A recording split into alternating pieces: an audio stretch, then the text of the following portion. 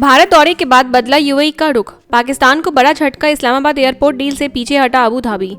संयुक्त अरब अमीरात के राष्ट्रपति शेख मोहम्मद बिन जायद अल नाहयान की हालिया भारत यात्रा का असर अब साफ दिखने लगा है। भारत यूएई के बीच ऐतिहासिक रक्षा समझौते के बाद यूएई ने पाकिस्तान के इस्लामाबाद इंटरनेशनल एयरपोर्ट के संचालन से जुड़ी डील से खुद को अलग कर लिया है। अगस्त 2025 में यह डील अब ठंडे बस्ते में चली गई है, जिसे पाकिस्तान को कूटनीतिक झटका माना जा रहा है।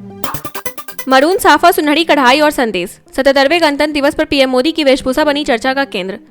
77वें गणतंत्र दिवस पर नरेंद्र मोदी ने गहरे मरून रंग का साफा पहना, जिस पर सुनहरी मोर पंख कढ़ाई की थी। सफेद पैजामा, नेवी ब्लू कुर्ता और आसमानी बंडी के साथ उनका पारंपरिक लुक खास रहा। साफे के अंतिम हिस्से में हरे पीले रंग का मिश्रण दिखा। हर वर्ष की तरह इस बार भी पीएम की पोशाक ने सांस्कृतिक विविधता और परंपरा का संदेश दिया।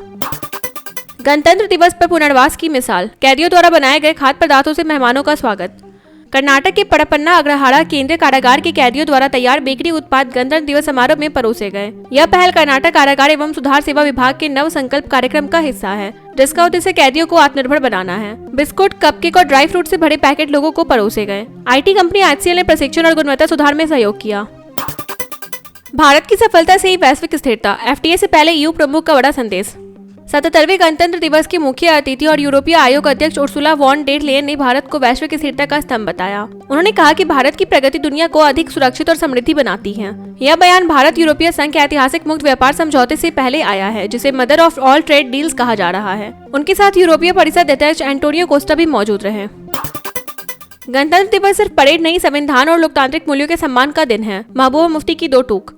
PDP अध्यक्ष महबूबा मुफ्ती ने कहा कि गणतंत्र दिवस केवल परेड और भाषणों तक सीमित नहीं होना चाहिए। उन्होंने संविधान के मूल्यों, अभिव्यक्ति, धर्म की स्वतंत्रता और मतदान अधिकार के पालन पर जोर दिया। मुफ्ती ने चेतावनी दी कि मजबूत संस्थाओं का दुरुपयोग भारत की लोकतांत्रिक अवधारणा को कमजोर कर सकता है। बक्सी स्टेडियम में आयोजित समारोह में भाग लेकर उन्होंने यह संदेश दिया। CPM से बातचीत के अटकलों पर सियासी गर्मी, शशि थरूर ने साथी चुप्पी, कांग्रेस में मतदाताओं के बीच बढ़ी चर्चा।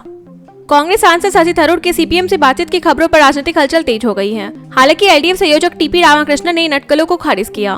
थरूर ने कहा कि उन्होंने ऐसी खबरें देखी हैं, लेकिन इस पर टिप्पणी से इनकार किया। वे दुबई के एक साहित्य महोत्सव में शामिल हैं। यह घटनाक्रम ऐसे समय आया है जब कांग्रेस के भीतर उनके मतभेदों की चर्चा चल रही है। रिपब्लिक डे पर चीन का दोस्ताना संदेश, शी जिनपिंग ने भारत को बताया अच्छा पड़ोसी मित्र और अहम साझेदार। भारत के 77वें गणतंत्र दिवस पर चीन के राष्ट्रपति शी जिनपिंग ने शुभकामनाएं दी। उन्होंने कहा कि पिछले एक साल में भारत चीन संबंधों में लगातार सुधार हुआ है और दोनों देश विश्व शांति व समृद्धि के लिए अहम हैं। राष्ट्रपति द्रौपदी मुर्मू को भेजे संदेश में जिनपिंग ने भारत और चीन को अच्छे पड़ोसी, मित्र और साझेदार बताया। कर्तव्य पथ पर भारत की सैन्य शक्ति का भव्य प्रदर्शन, आकाश ब्रह्मोस से लेकर अर्जुन टैंक तक दिखी स्वदेशी रक्षा ताकत। 77वें गणतंत्र दिवस परेड में भारत की स्वदेशी रक्षा क्षमता का शानदार प्रदर्शन हुआ। Akash missile, BrahMos, Arjun tank, Apache और प्रचंड हेलीकॉप्टरों ने परेड की शोभा बढ़ाई। विक्ट्री थ्रू ज्वाइंट्स थीम के तहत पहली बार फेस्ड बैटल अरे फॉर्मेशन दिखाया गया। परेड का नेतृत्व लेफ्टिनेंट जनरल भवनीश कुमार ने किया, जबकि यूरोपीय संघ की टुकड़ी भी विशेष आकर्षण रही। पद्म पुरस्कारों पर कार्ति चिदम्बरम का तंज, चुनाव वाले राज्यों से चयन सरकार पर पक्षपात का आरोप।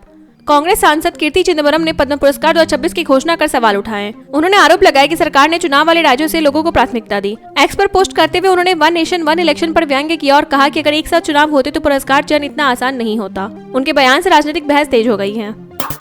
कानून में संतुलन जरूरी, न बदलाव का विरोध, न अंधी नवीनता, न्याय को जीवन संस्था बताया CJI सूर्यकांत ने।